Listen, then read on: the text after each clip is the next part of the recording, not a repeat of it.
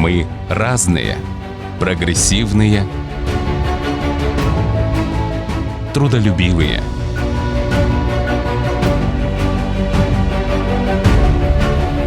Толерантные, справедливые,